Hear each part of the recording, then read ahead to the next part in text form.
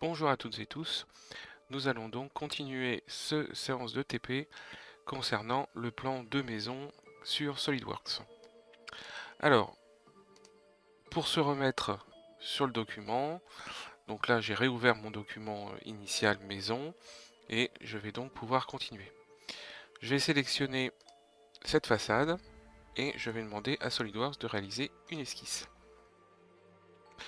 L'esquisse se situe donc automatiquement en façade devant moi puisque SolidWorks est paramétré comme cela.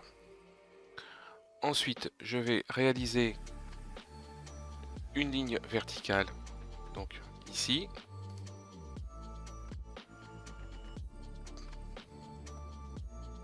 Donc hop, une ligne verticale.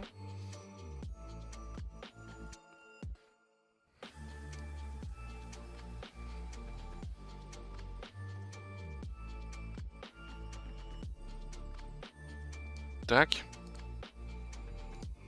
Ensuite, je vais relier ici, donc sur une autre ligne.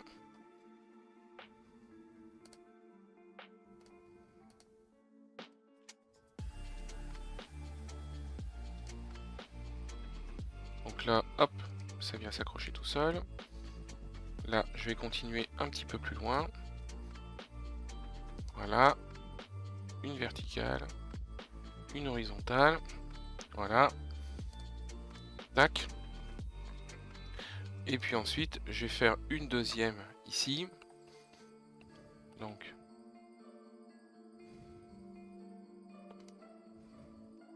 là, je vais faire un deuxième élément. Hop, qui part comme ça.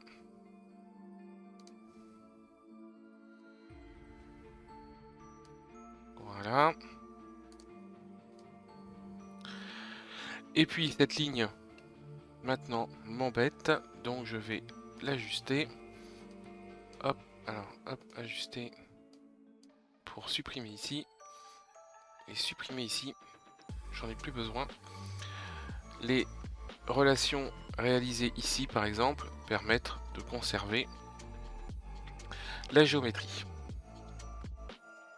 Ensuite, on va mettre, donc là, on va indiquer la distance.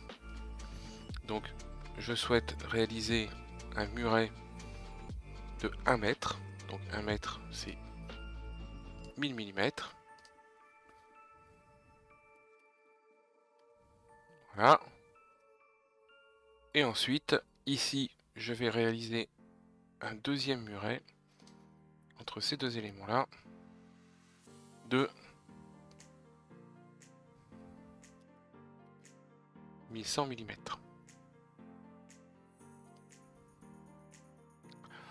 Voilà.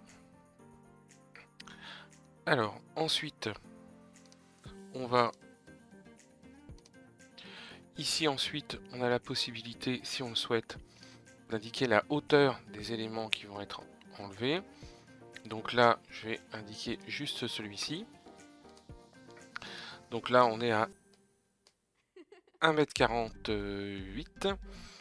Donc 1,48 m plus 1 mètre, ça fait donc 2,48 m. Ça fait un petit peu faible, donc on va monter jusqu'à 2,50 m. Donc pour ça, on va mettre 1500.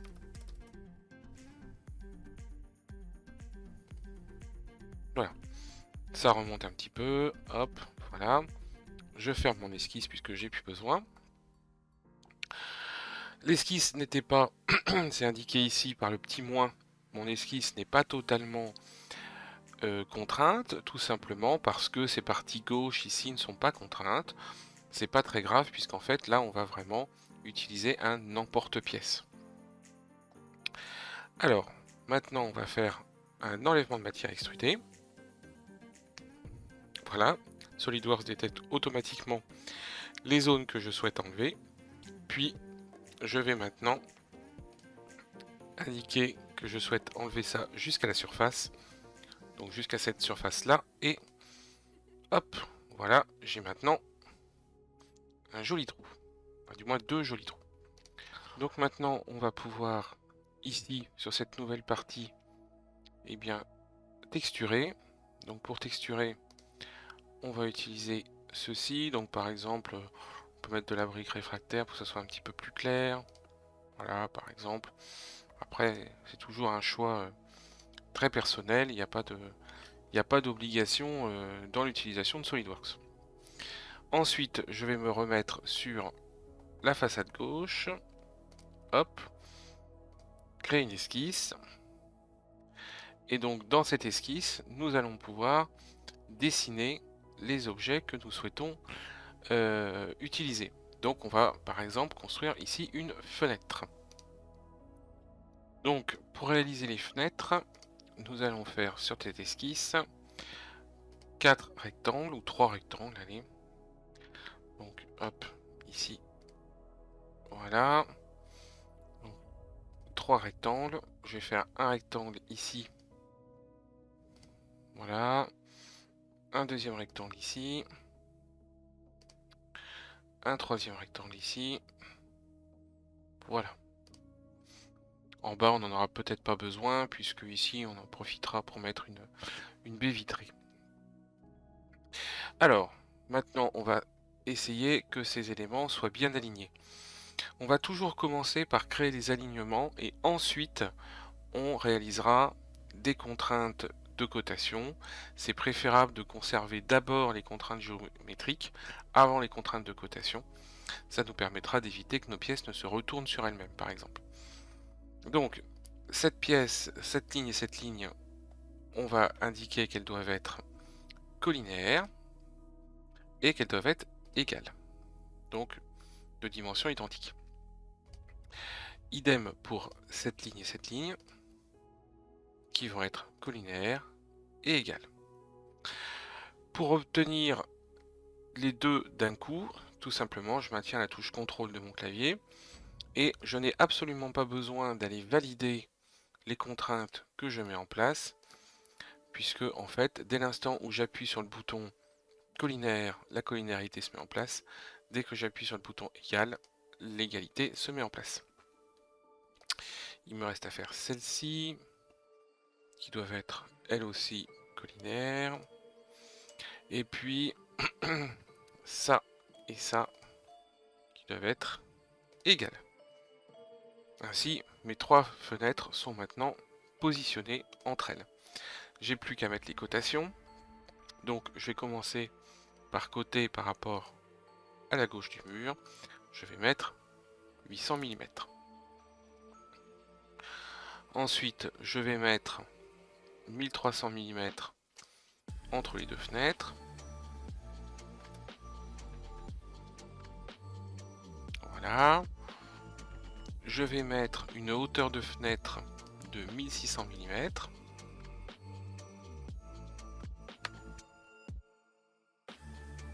Voilà. Et une largeur de fenêtre de 1600 mm.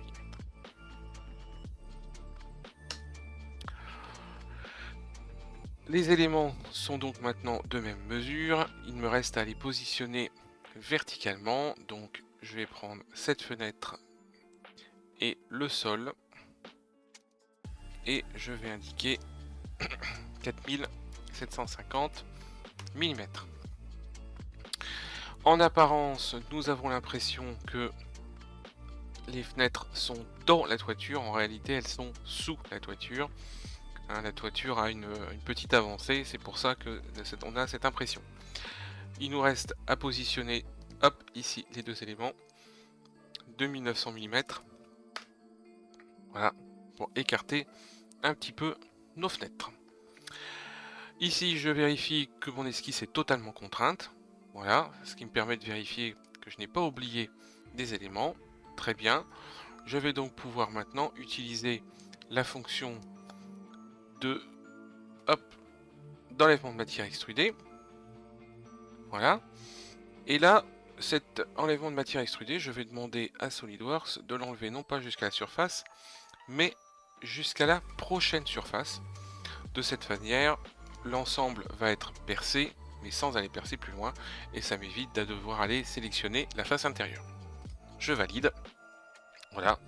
Et donc là, j'ai bien un trou. Voilà, on le verra mieux de ce côté-ci. Les fenêtres sont bien percées. Étape suivante, nous allons faire le tour de la maison, nous positionner ici, et nous allons pouvoir positionner la suite de cette petite terrasse et créer les ouvertures. Donc pour ce faire, je vais cliquer sur le terrain, indiquer une esquisse. Donc là, je vois par transparence l'esquisse. Hop, je vais me positionner, mais là, en revanche, vous voyez, je ne peux pas me positionner correctement ici. Donc je vais mettre un rectangle un petit peu au pifomètre. C'est pas bien grave, je valide. Je viens me positionner là. Et là, on voit que je ne suis pas parfaitement aligné. C'est pas très grave, je vais sélectionner cet objet et le point ici, et je vais demander une coïncidence. Ainsi, je suis bien positionné sur les deux axes. Je n'ai donc pas besoin d'aller fixer cet axe sur celui-là, ni fixer cet axe sur celui-ci. Il me reste maintenant à indiquer les dimensions, donc cotation intelligente. Nous allons faire une cotation de 1700 mm sur la largeur, et allez, 3000 mm. On pourrait monter un peu plus d'ailleurs sur la longueur. Voilà. On demande une extrusion. Puisque mon esquisse était plutôt simple, SolidWorks va s'en sortir tout seul. Il n'a pas besoin que je ferme l'esquisse d'abord. Donc je vais monter de 1 mètre. Donc 1000 mm. Et ensuite, je valide.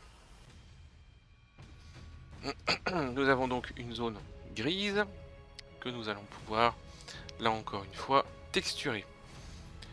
Je vais donc texturer divers. Alors divers ou pierre architectural. Et puis on va choisir quelque chose qui nous convient bien. Carreau de céramique, est-ce que c'est joli? Là on le voit pas. Bon, c'est pas très beau. Je vais chercher autre chose. Un carrelage par exemple. Les carrelages dans SolidWorks ne sont pas toujours du meilleur effet. Mais bon. Au moins, on a une texture. On verra par la suite qu'il est possible d'utiliser un moteur de rendu extérieur à SolidWorks. Donc on est dans ces cas-là pas obligé d'utiliser le moteur de rendu directement intégré. Ensuite, je vais sélectionner cette face et puis je vais la je vais la positionner. Alors, on va mettre par exemple un béton, un béton humide, voilà. Tac, comme ça elle est texturée. Voilà. Et puis de cette façon, voilà, c'est une belle, c'est une texture comme une autre, on va dire. On va maintenant s'occuper de l'ouverture. Donc pour ça, hop, je demande une esquisse sur la façade. Donc, nous prenons l'outil rectangle. On positionne un rectangle ici. Ensuite, on va le coter. Donc, cotation intelligente ici de 1800 mm. Ça peut paraître petit pour une porte. Il ne faut pas oublier qu'on a déjà cet énorme bloc en dessous. Ensuite, donc ça fait déjà 2,80 m. Ensuite, 1300 mm ici. Et puis on va positionner la porte par rapport au bord du bloc. Voilà.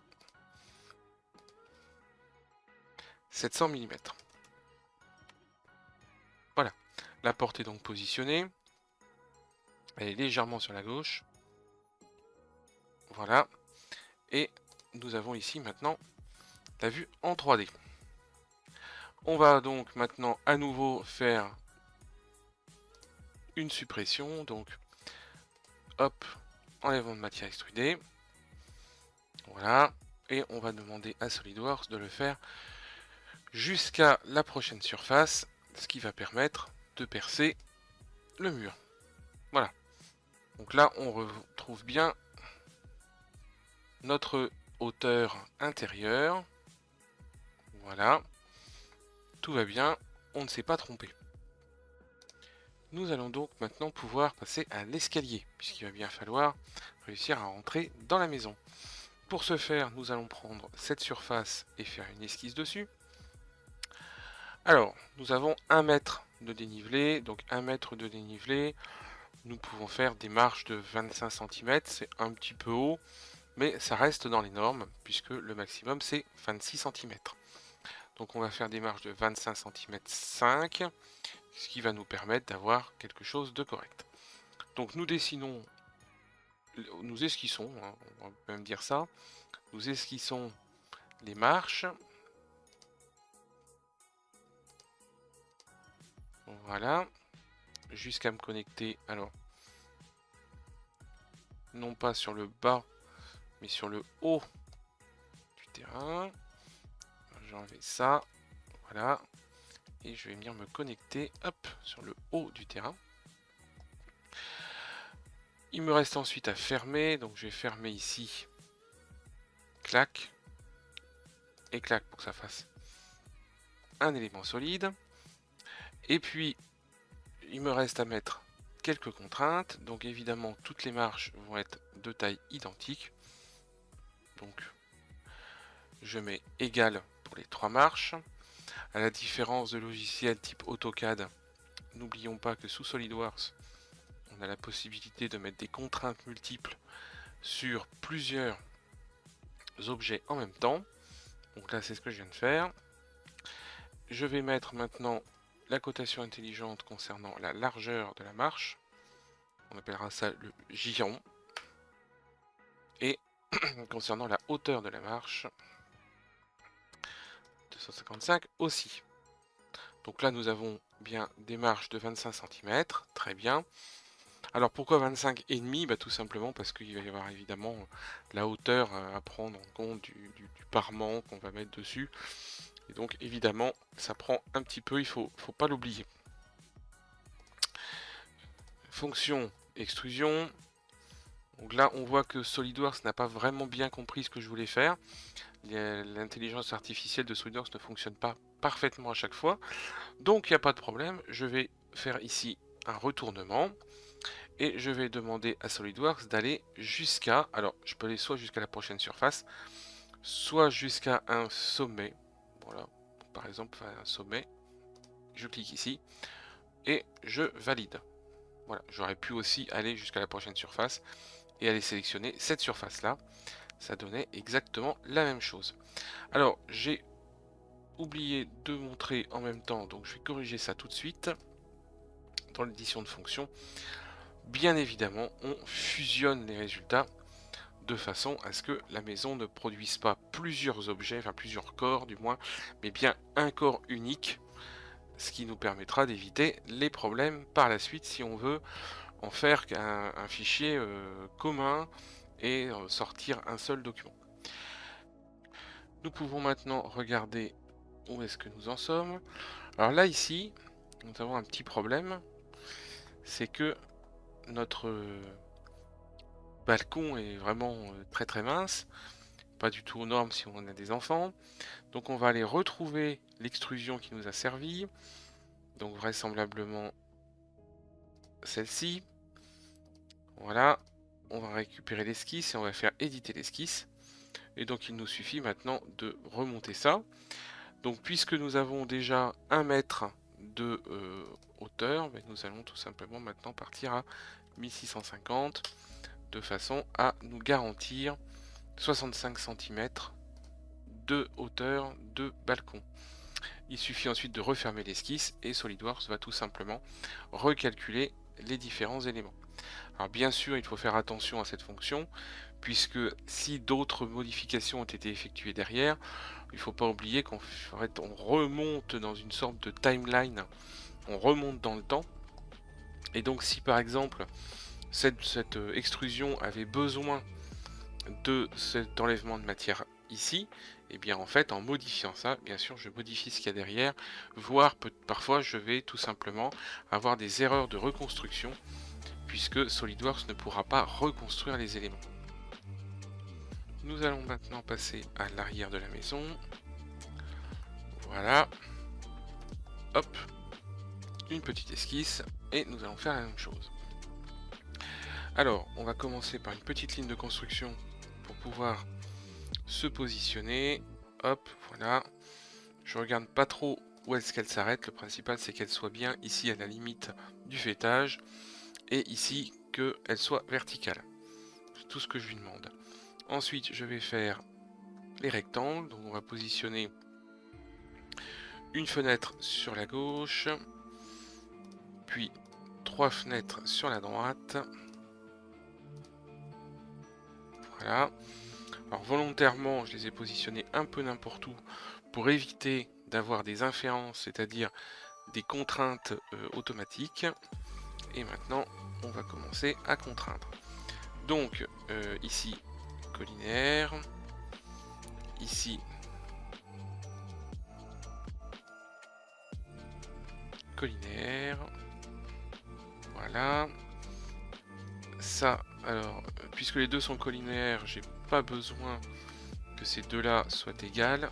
En revanche, ces deux-ci, je vais leur mettre une égalité. Voilà. Ensuite, ça avec ça, collinaire, pour qu'elle soit à la même hauteur. Très bien. Et puis, je pense que ça doit être correct. Celle-ci, nous la mettrons par... Celle-ci, nous la mettrons par rapport à celle-là. Voilà, pas de problème. Il nous reste à mettre la cotation intelligente. Donc je vais commencer par côté ici. Oula. Alors, hop. Cotation intelligente. Voilà. Donc, 1600 de hauteur. Voilà. Ensuite, 1200 par rapport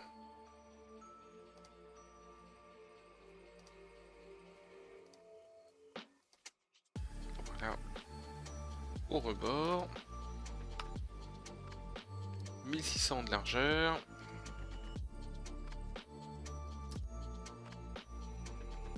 « 400 mm pour ce petit œil de bœuf. 400 mm aussi.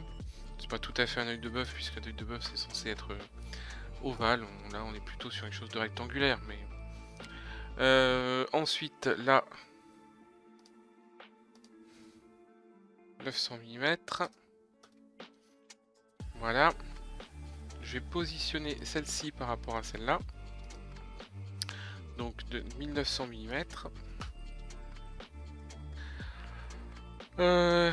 Alors, que nous reste-t-il? Ceci n'a pas de hauteur, donc on va lui mettre 1100 mm. Et il va falloir le positionner par rapport à l'axe. Donc 400 mm par rapport à l'axe. Hop. Et là, donc là, on est toujours sous contrainte, oui, parce que ici il n'y a pas de dimension. Donc on va aller entre là et là. Et on va remonter à 1650 mm. L'esquisse est toujours sous contrainte. Donc il doit rester quelque chose qui n'a pas été contraint. Alors on va contrôler un petit peu tout ça. On valide. Voilà. Donc là on voit que ces deux éléments sont déjà contraints. Il y a celui-ci. Ah, peut-être qu'il y a un problème d'égalité qui n'a pas été fait ici. Non, je pense pas. Non, il y a... Alors, quand tout reste, voilà, on va tout simplement, là puisque ça nous convient, on va tout simplement contraindre l'esquisse. Voilà, totalement contraindre l'esquisse. On va voir ce qui nous manquait. Calculer.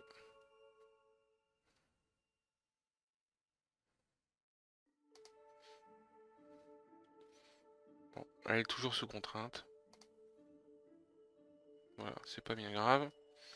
Elle est toujours sous contrainte, mais on nous dit que globalement c'est correct. Donc on ferme.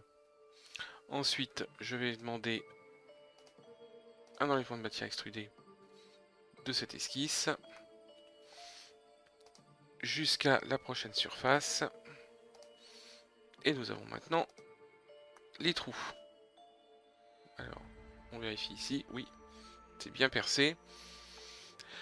La vue en perspective de ce côté aurait tendance à nous faire croire que à l'intérieur nous avons encore de la matière, mais en fait ça n'est pas le cas du tout. Nous n'avons pas mis de fenêtre de l'autre côté, côté balcon, donc il va nous rester ça à faire, et puis il va nous rester à faire un certain nombre de petits ajustements. Avant cela, nous allons profiter de l'occasion. Ici sur la partie droite, nous n'avons pas mis de fenêtre, nous n'avons mis que la porte d'entrée. Et donc nous allons tout simplement réutiliser cette fenêtre pour la faire passer à travers. Donc pour ça, on va retrouver l'esquisse qui nous a servi. Donc là on voit l'enlèvement de matière extrudée 3 ici. Très bien. Je vais donc prendre mon esquisse 5, sélectionner mon esquisse 5 et demander un enlèvement de matière extrudée. Automatiquement, SolidWorks me propose un enlèvement de matière sur les 3. Donc, c'est pas ce que je vais faire. Je vais supprimer la sélection et je vais sélectionner uniquement cette partie. Là, ici, il me propose d'aller jusqu'à la prochaine surface. Donc là, si je fais ça, ça perce bien jusqu'à l'autre côté. Il faut juste contrôler que on est bien jusqu'à cette surface-là et que on n'a pas percé la toiture. D'où il faut éviter d'utiliser le à travers tout, puisque sinon, puisque la toiture a été conçue avant, on a un risque important de tout simplement percer la toiture avec. Les à travers tout sont une option qui est très intéressante, mais qui malheureusement pose très souvent des problèmes lorsque on revient sur une modélisation en cours pour réaliser d'autres éléments. Alors maintenant, on va se mettre bien sur cette façade et on va aller construire les autres ouvertures. Pour cela, toujours le même principe, on réalise une esquisse sur la façade souhaitée et puis on va commencer à construire des éléments. Donc je vais mettre un rectangle, voilà, tac, et on va mettre une cotation intelligente. Par exemple ici une cotation intelligente de 1650. Voilà, pour réaliser une fenêtre de 1600 mm par 1600 mm, donc une fenêtre carrée.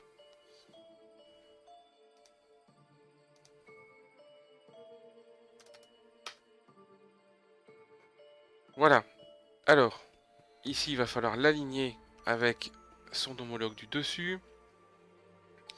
Alors puisque cette fenêtre faisait déjà 1600 mm, ça va pas être très compliqué. Hop, on va tout simplement prendre ceci et cela et demander à SolidWorks de faire une collinéarité. Voilà. Maintenant, je vais faire une enlèvement de matière extrudée. Jusqu'à la prochaine surface, je valide. Et là, c'est bon, j'ai percé. Tout va bien. Alors, ensuite, nous allons pouvoir commencer à positionner les éléments de sol. Donc pour ça, nous avons un certain nombre de petites fonctionnalités de texturage. Donc ici, on va texturer. Alors, dans organique, on va texturer par exemple divers. Voilà, bon, il y a de l'herbe. Voilà, hop. Alors les textures ne sont pas forcément hyper belles pendant la modélisation. C'est une volonté aussi du logiciel de ne pas utiliser de trop les ressources du logiciel pour faire les rendus, mais que au contraire on garde le maximum de ressources de l'ordinateur pour pouvoir travailler plus efficacement. Alors, ici, je me rends compte que ma porte est quand même plutôt petite, Donc, je vais ici vouloir modifier. Vous voyez que quand on ne se souvient pas de quelle est notre esquisse, et puis surtout quand on n'a pas pensé à nommer les choses, ce que j'aurais dû faire, eh bien en fait on va sélectionner le percement et puis on va retrouver directement ce même percement sélectionné dans l'arbre de conception. Donc, je vais modifier l'esquisse très légèrement. Voilà, on va monter un peu plus cette porte qui a la place de 1800 mm. On va la monter à 2100 mm. Voilà, une porte de 2,10 m, ça sera quand même nettement plus agréable, surtout pour celles et ceux qui sont un petit peu plus grands que la moyenne. Voilà. Alors là, on voit que maintenant la porte me semble un petit peu large, un peu trop mastoc. Donc c'est pareil, on va la remodifier. Donc je resélectionne mon esquisse 7. Et puis là, je vais la remodifier. Donc là, par exemple, on va mettre une porte de 1200 mm. Voilà. Hop. Donc, comme vous le remarquez, ça ne change rien à l'alignement et ça ne change rien au fonctionnement interne. Voilà. Il faudrait peut-être juste la réaligner correctement. On lui a enlevé quelques millimètres, donc on va éventuellement la recentrer un peu. Voilà. Quand on a beaucoup de modifications à faire, il est parfois préférable de recentrer directement en utilisant des points de référence et en utilisant des contraintes plutôt que d'utiliser la cotation intelligente qui peut nous faire perdre beaucoup de temps à terme. Ensuite, on va se positionner là-dessus.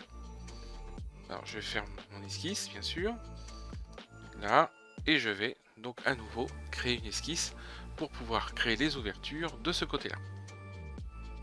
Alors, pour ces fenêtres, 2 rectangles,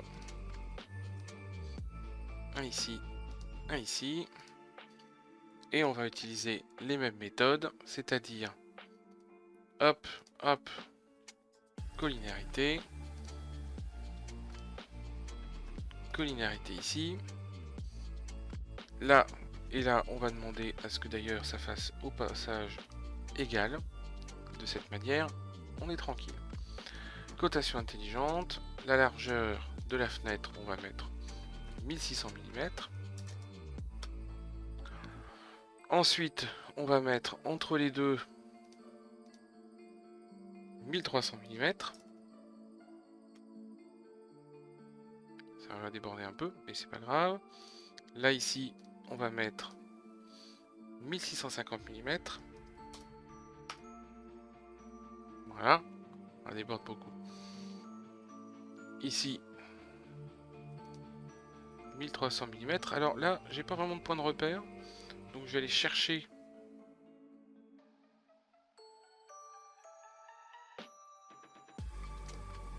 Voilà. Je vais aller chercher directement ici.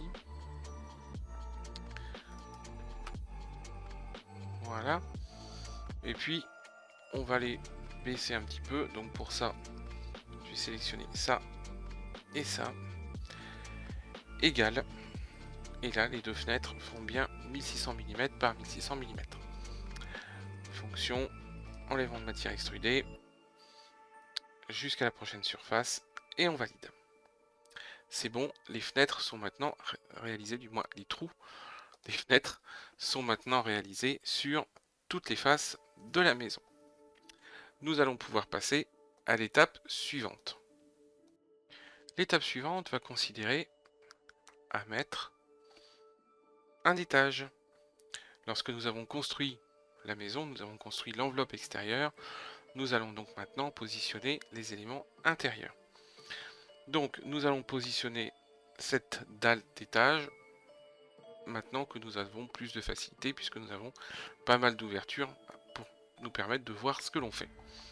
Alors, pour ça, nous allons demander un bossage extrudé sur cette face.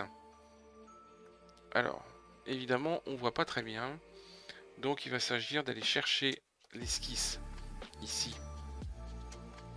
Voilà. Alors, je vais supprimer cette esquisse qui ne sert à rien, esquisse 12. Fermer l'esquisse, il n'y a rien dedans, donc elle va se fermer toute seule. Je vais récupérer mon esquisse 1. Une extrusion. Là ici, contour sélectionné, donc SolidWorks me demande quels sont les contours que je souhaite extruder. Voilà, donc il y a les 3 contours ici. Ok. Je vais regarder ce que ça donne. Donc là, je vois que ça me recrée une dalle à la même hauteur. Donc évidemment, c'est pas ça que je veux. Je vais donc modifier mon plan et je vais demander un décalage par rapport à mon plan d'esquisse. Je vais demander un décalage de 3,90 m. Pourquoi 3,90 m? Toujours le même principe. Puisque nous avons 1 mètre de vide sanitaire, eh bien nous devons remonter un petit peu. Donc là, en revanche, une dalle qui fait 1 mètre d'épaisseur, c'est un peu beaucoup. On va mettre une dalle qui fait 10 cm d'épaisseur, ça sera bien suffisant. On n'oublie pas de fusionner le résultat et on valide. Voilà, ça y est, ma maison a maintenant un étage avec une dalle.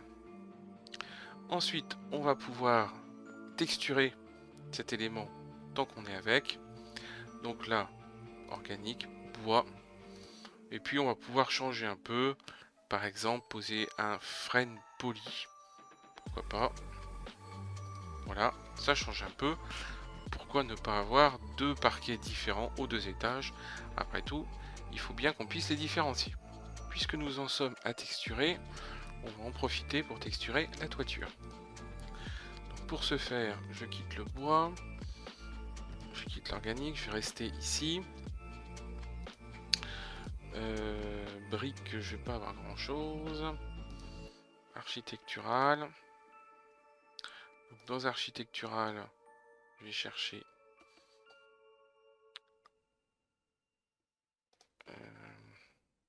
oui, pierre, c'est ça. Pavage, peut-être plutôt. Je vais trouver, voilà. Mettre du béton rouge. Voilà. Le principe est texturé, hein, de toute façon. Hop. Voilà.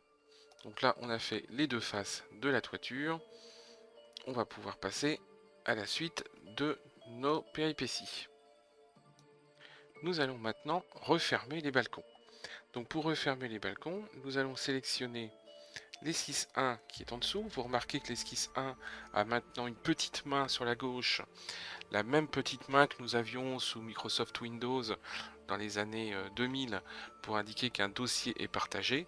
Donc c'est la même icône sous SolidWorks pour nous indiquer que l'esquisse est partagée.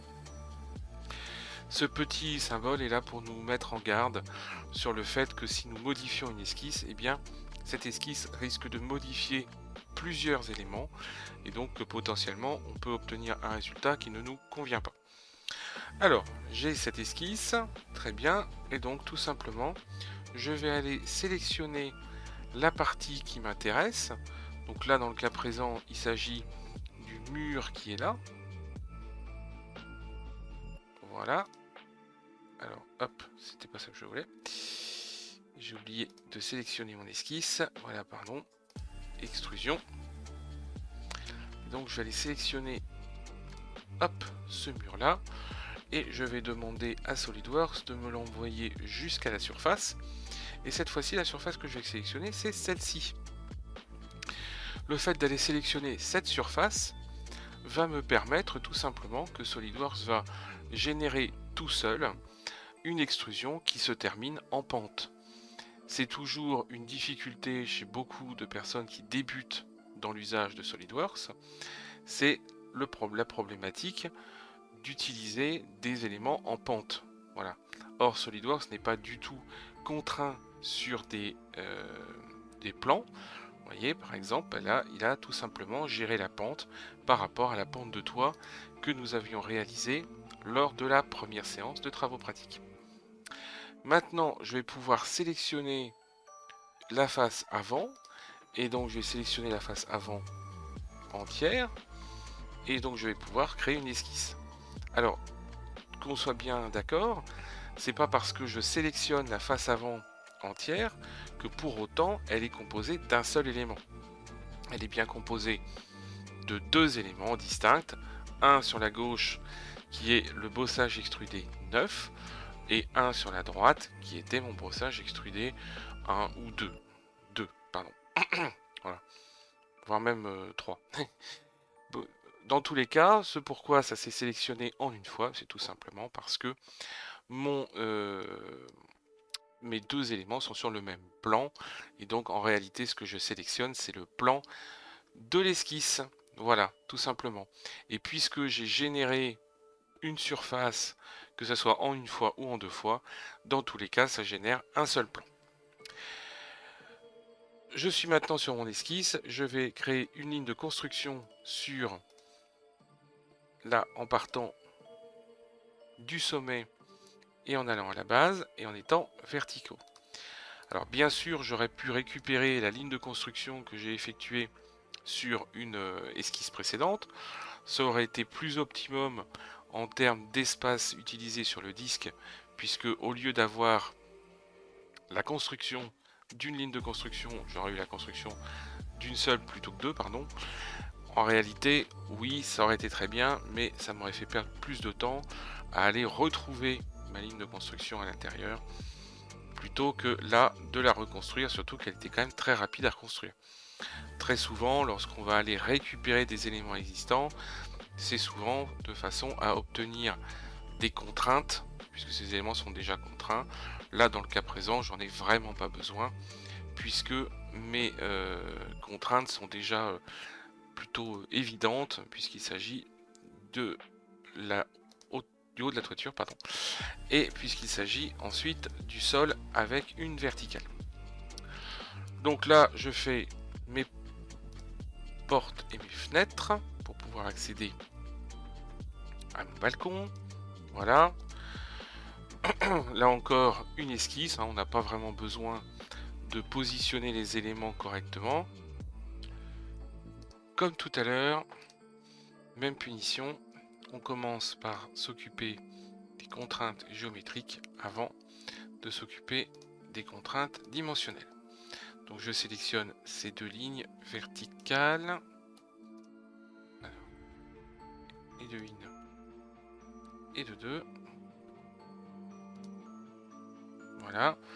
Je demande à ce qu'elles soient collinaires et de même mesure. Ensuite, celle-ci et celle-ci ont collinaires, il n'y a pas besoin qu'elles soient de même mesure. Ensuite, celle-ci et celle-ci collinaires et de même mesure. Et celle-ci et celle-ci collinaires. J'ai juste celle-ci égale, non, bah non, il n'y a plus besoin, c'est bon, on est ok. Donc maintenant, je vais indiquer la largeur ici.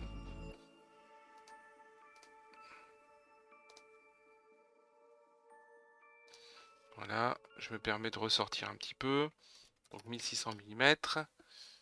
Voilà, ça se rapproche, mais ça ne touche pas, tout va bien. De l'autre côté, on va aller se positionner entre ici et là à 300 mm. Voilà, on se rapproche un peu. Là, ça fait 1100 mm. Alors, j'avais déjà une sélection. Donc SolidWorks me propose un angle. Je fais échappe pour lui dire que je ne suis pas d'accord. Voilà, et là, hop, je mets 1100 mm. Donc, hop, voilà. Ensuite, je vais indiquer la hauteur de ma fenêtre. Donc je peux l'indiquer soit sur celle du bas, soit sur celle du haut. Je vais, je pense, l'indiquer sur celle du haut, de façon à laisser un peu plus de place pour y voir plus clair au niveau des cotations. Je vais indiquer la distance entre les deux éléments, donc il sera de 810 mm. Voilà. Et ensuite, je vais positionner celle-ci par rapport au sol. Voilà, et ça sera 1110 mm. Voilà. Ensuite, il me reste à positionner les deux fenêtres de gauche. Donc là, 600 mm. 1600 mm, je les ai déjà indiqués, c'est pas la peine. 1600 mm de hauteur, je ne les ai pas indiqués en revanche, ça se voit bien d'ailleurs. Donc 1600 mm de hauteur, voilà. Donc là, il me reste à indiquer la séparation, 1300 mm. Voilà. Et 1800 mm vis-à-vis du sol. Hop, mon esquisse est donc maintenant totalement contrainte, c'est indiqué ici et c'est indiqué ici puisque tout est noir. Je peux donc maintenant faire l'enlèvement de matière extrudée jusqu'à la prochaine surface et je valide. Hop, donc là, si on souhaite, on peut vérifier que on a bien percé la totalité des éléments. Voilà. Là, lorsque SolidWorks nous présente encore un petit peu la dernière esquisse, puisqu'elle était encore sélectionnée au moment où j'ai effectué la fonction, il me suffit d'aller cliquer n'importe où ailleurs, et l'esquisse ne réapparaît plus. On va s'occuper maintenant de la partie suivante. Maintenant, nous allons faire un petit décroché dans le toit. Puisqu'on le remarque ici, nous avons un décroché pour pouvoir y mettre les deux balcons. Et bien nous allons ici mettre un décroché identique sur la toiture. Donc nous allons sélectionner ce morceau de toiture, une esquisse, et nous allons faire un rectangle dans l'esquisse. Hop, voilà. Là, j'essaye d'accrocher au maximum sur les inférences. Voilà. J'indique uniquement une cotation intelligente de 1000 mm. Voilà. Je suis déjà connecté à gauche, je suis déjà connecté. L'esquisse est donc totalement contrainte. Je vais donc faire un enlèvement de matière extrudée. Hop. Et quand on le remarque, et bien évidemment, mon enlèvement de matière extrudée s'effectue de façon tout à fait perpendiculaire, enfin normale du moins, à ma surface, puisque mon esquisse était sur ma surface. Je valide, et voilà, j'ai donc ma petite zone échancrée pour prendre en compte la maison. Nous allons maintenant créer le petit muret de contour de notre jardin. Pour ce faire, nous allons récupérer encore une fois l'esquisse 1. Donc au début de notre travail, nous avions bien positionné l'esquisse 1 plus large pour prendre en compte cet élément que nous souhaitons extruder. Donc je sélectionne mon esquisse 1, je demande un bossage pad extrudé.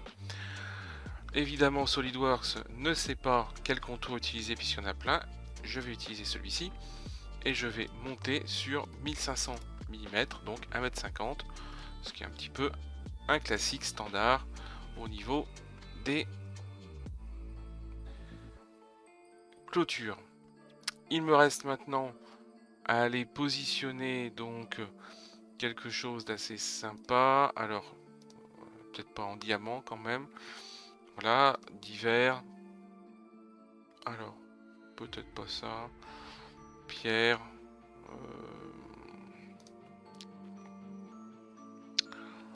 Alors. Un truc un peu joli. Alors, c'est pas toujours très évident. Par exemple, calcaire. Voilà. On va mettre ça. Voilà. Donc là, on va prendre sur la fonction. Tout à l'heure, on utilisait toujours la face. Là, je vais utiliser la fonction de façon à avoir ma texture sur les deux côtés intérieur et extérieur, mais aussi bien sûr ici. Là, lorsqu'on regarde, on remarque bien entendu que l'herbe n'a pas du tout la bonne dimension, hein. Mon herbe est beaucoup trop grande, c'est normal, la texture se positionne telle que on pourrait l'avoir pour le document de travail. La texture ne se positionnera réellement correctement que une fois que nous aurons terminé et que nous passerons plutôt à du rendu. Voilà, ici s'achève la deuxième partie de cette séance de travaux pratiques. La troisième partie concernant les fenêtres et les finitions se situent donc dans la partie 3 de cette séance de travaux pratiques. Je vous dis à tout de suite.